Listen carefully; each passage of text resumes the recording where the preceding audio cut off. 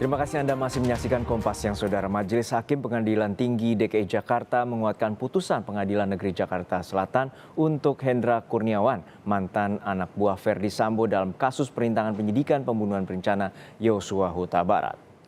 Dengan putusan ini, maka Hendra tetap menjalani hukuman 3 tahun penjara sesuai vonis pengadilan tingkat pertama. Selain di penjara, Hendra yang berpangkat Brigadir Jenderal dipecat dari kepolisian karena dianggap membantu Sambo merintangi penyidikan pembunuhan berencana pada Yosua Huta Barat. Hari ini Hakim Pengadilan Tinggi DKI Jakarta juga akan membacakan putusan untuk banding Agus Nur Patria.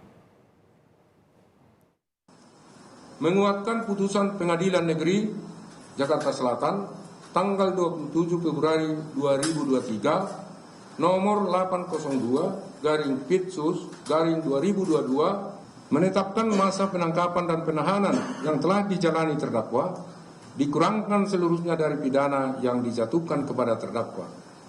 4. Menetapkan terdakwa tetap berada dalam tahanan rumah tahanan negara. Hendra Kurniawan adalah mantan Karo Paminal dan Agus Nur Patria, Kepala Detasemen Biro Paminal Polri. Keduanya dianggap bertanggung jawab dalam merekayasa kamera pemantau dan cerita pembunuhan terhadap Yosua Huta Barat. Selain Hendra dan Agus, 4 lagi anak buah Ferdi Sambo juga disidang pidana karena merintangi penyidikan pembunuhan Yosua Huta Barat.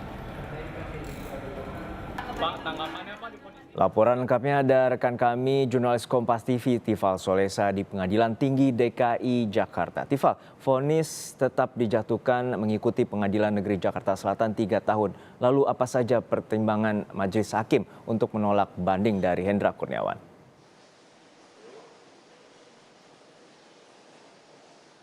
Tadi dalam pembacaan amar putusannya, Hakim Banding dari Pengadilan Tinggi DKI Jakarta menolak 6 butir keberatan yang disampaikan oleh penasihat hukum Hendra Kurniawan yang terlibat ataupun juga sudah divonis 3 tahun kurungan penjara ditambah dengan denda 20 juta rupiah subsidiar 3 bulan kurungan karena dianggap terlibat dalam upaya perintangan proses hukum atau obstruction of justice atas pembunuhan berencana terhadap Nofriansyah Yosua Huta Barat. Ke-6 poin ini kalau saya jabarkan, 2 poin pertama ini berhubungan dengan keberatan dari Hendra menyangkut dengan pasal yang dikaitkan terhadap dirinya, yakni pasal 48 jungto pasal 32 Undang-Undang ITE. Di situ dikaitkan bahwa Hendra Kurniawan ini terlibat melakukan upaya melawan hukum dan tanpa hak itu untuk mengakses rekaman CCTV yang disebut ini adalah milik publik, milik warga di Kompleks Polri Duren 3 Jakarta Selatan. Awalnya disebutkan oleh Hendra dalam nota keberatannya bahwa ini tidak ada kaitan sama sekali, bahkan semata-mata ditegaskan lagi bahwa upaya atau langkah-langkah yang dilakukan oleh Hendra ini semata untuk menjalankan perintah atasan.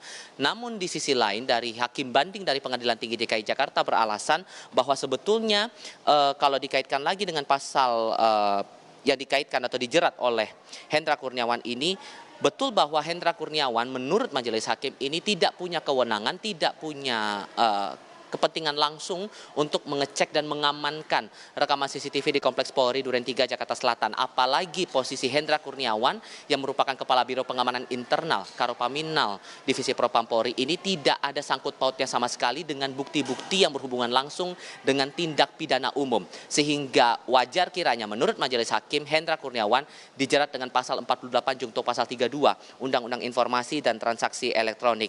Lebih-lebih Majelis Hakim juga beralasan karena posisi yang tidak punya kewenangan langsung untuk penanganan ataupun juga mengamankan rekaman CCTV itu, ditambah ia juga tidak berkoordinasi langsung dengan Bareskrim Polri yang justru punya kewenangan yang lebih kuat, punya kewenangan yang lebih besar untuk mengusut kasus pembunuhan berencana terhadap Yosua ini, sehingga posisinya semakin lemah atas pembelaan dirinya dalam memori banding yang disampaikan kepada pihak Pengadilan Tinggi DKI Jakarta. Kemudian hal-hal lain yang dijabarkan di sini, memori banding dari Hendra juga menyampaikan keberatan atas pengaitan pasal 55 ayat 1 ke 1 KUHP, namun dari Majelis Hakim menilai bahwa keikutsertaan banyak pihak, lebih-lebih dari bawahan Hendra Kurniawan di Biro Internal atau Biro Pengamanan Internal Divisi Propam Polri ini, terutama dengan keterlibatan beberapa terdakwa lainnya, Cuk Putranto, Agus Nur Patria, dan nama-nama lainnya begitu, ini menjabarkan bahwa ada upaya untuk menyuruh melakukan tindak pidana yang dimaksud, terutama dalam hal ini yang berkaitan erat dengan perintah Verdi Sambo mengamankan rekaman CCTV itu sendiri. Kemudian masalah perintah jabatan, tadi juga dimuat dalam memori keberatan Hendra Kurniawan bahwa semata-mata ini semua perintah jabatan. Tadi dikaitkan lagi oleh majelis hakim bahwa sebetulnya dalam pasal 52 ayat 1, mohon maaf, saya koreksi, pasal 51 ayat 2, Kitab Undang-Undang Hukum Pidana termuat di situ bahwa unsur pemaaf melakukan perintah jabatan itu hanya bisa diberikan kalau posisinya sesuai dengan tanggung jawabnya. Artinya, karena posisi dari Hendra sebagai Kepala Biro Pengamanan Internal, unsur pemaaf ini jadi tidak berlaku. Nah, poin-poin lainnya adalah sehubungan langsung dengan rekayasa cerita Verdi Sambo yang disebut sebagai kesesatan fakta yang dianggap bisa menjadi penghapus pidana, itu juga tidak dikabulkan oleh Majelis Hakim Pengadilan Tinggi, dan masalah pembelaan diri Hendra Kurniawan bahwa ada tekanan publik dalam putusan pidana terhadap dirinya, ini juga tidak dikabulkan. Sehingga pada akhirnya Majelis Hakim dari Pengadilan Tinggi DKI Jakarta menguatkan posisi putusan dari Pengadilan Negeri Jakarta Selatan yang memvonis Hendra Kurniawan 3 tahun kurungan penjara ditambah dengan denda 20 juta rupiah subsidiar 3 bulan kurungan. Jono. Ya Tifal, seperti Anda sampaikan tadi, mantan anak buah Verdi Sambo juga ada nama Agus Nurpatria yang juga mengajukan banding. Lalu kapan putusan banding terhadap Agus Nurpatria ini akan dibacakan?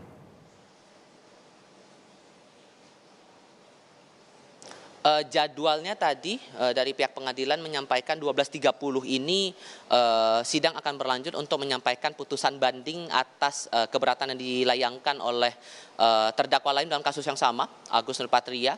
Ia sebelumnya oleh pihak Pengadilan Negeri Jakarta Selatan dijatuhi vonis 2 tahun kurungan penjara dengan tambahan denda 20 juta rupiah subsidiar 3 bulan kurungan. Tapi tampaknya untuk sekarang masih belum hadir karena memang jadwalnya sekarang masih jam istirahat, begitu, jam istirahat siang, sehingga masih kami tunggu kehadiran dari majelis hakim dan pihak-pihak yang kemudian akan mengawal proses sidang ini. Sebatas pengetahuan saja buat kita bersama, Juno, bahwa untuk sidang pengadilan tinggi ini atau sidang banding di pengadilan tinggi ini agak berbeda dengan sidang di pengadilan negeri.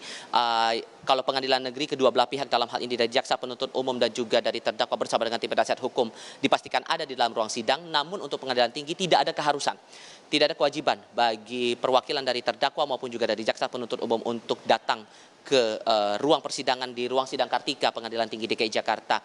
Namun sebagai upaya untuk terbuka proses sidang ini, karena dari pihak pengadilan juga menyampaikan bahwa sidang ini terbuka untuk umum, pihak pengadilan juga menyiapkan siaran langsung live streaming via YouTube begitu, agar semua pihak, terlebih bagi mereka-mereka yang kemudian bersangkut paut dengan proses banding ini, bisa melihat hasil banding ataupun juga jabaran dari pertimbangan majelis hakim dalam proses banding ini. Ini yang bakal saya tunggu nanti, proses dari sidang putusan banding terhadap Agus Nurpatria beberapa saat lagi akan dimulai. Jono. Baik, kita nantikan bagaimana putusan banding terhadap Agus Nurpatria atas kasus perintangan penyidikan pembunuhan berencana terhadap Yosua Huta Barat. Terima kasih jurnalis Kompas TV Tifal Solesa di Pengadilan Tinggi DKI Jakarta.